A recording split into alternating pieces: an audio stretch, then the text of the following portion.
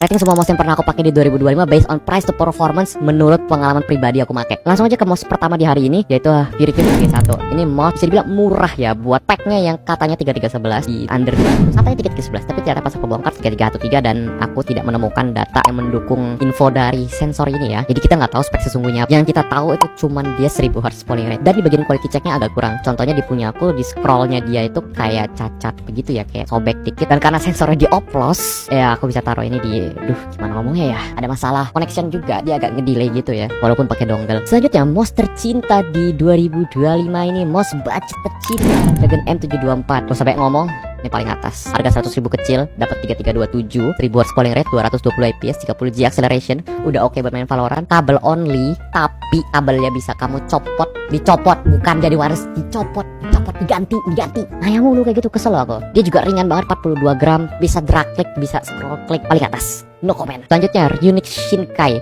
Ini mouse bisa dibilang plug ketiplaknya G203 dan G102, sama kayak M724 speknya. Cuman dia kurangnya dia nggak bisa drag click dan harganya di atas M724 sedikit. Ini aku udah mouse ya. Kalau kita sebelah-sebelahin sama 203 kamu nggak bisa lihat bedanya kecuali dari logo. Dan yang bikin ini tidak setara dengan M724 karena dia tuh side buttonsnya masih pakai switch micro. Jadinya wavepad-nya lebih kecil daripada switch pada umumnya dan dia tidak bisa drag click. So aku kasih ini di A. Pokoknya kalau misalkan kamu pengen 203 atau 102, ambil Shinkai aja. Harganya lebih murah, speknya juga lebih bagus dikit, ngapain lebih mahal? Cuman karena logonya dong. Next, Movi P6 mouse tercinta Mobilader.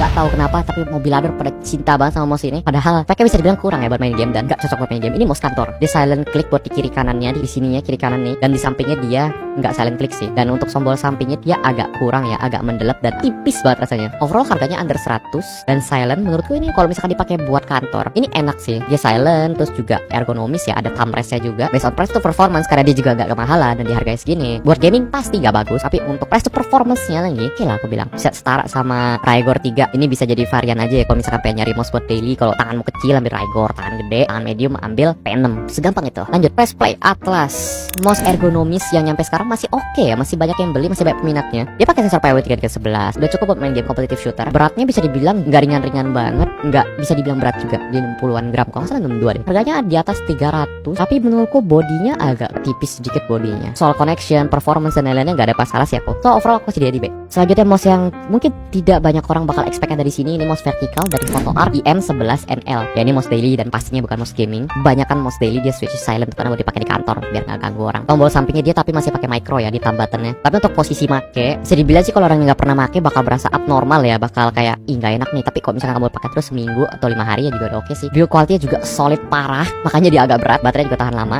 3 connection. Misalkan mouse ini dipakai buat daily menurutku oke sih. Untuk price to performance kalau nggak salah dia 300-an ke atas deh ya. Kalau misalkan orang pengen nyari mouse buat daily mungkin lihatnya buset kaget mereka, mahal ini, mahal banget. Karena ya buat mouse kerja ngapain mahal-mahal gitu. Tapi kalau misalkan kamu peduli soal kenyamanan biar tangan yang nggak merah kayak gini nih, biar nggak merah. Kalau misalkan tangan sakit gitu, ini kan karena meja terus kegesek-gesek, pengen nyari kenyamanan menurutku oke aja. Tapi kamu memang harus biasain dulu sih. So aku kasih dia di B lah. Itu aja buat hari ini. Buat semua mouse yang aku masukin ke tier list hari ini udah ada di keranjang di bawah, dan kita lanjut lagi di part 3. Jangan lupa follow, bye.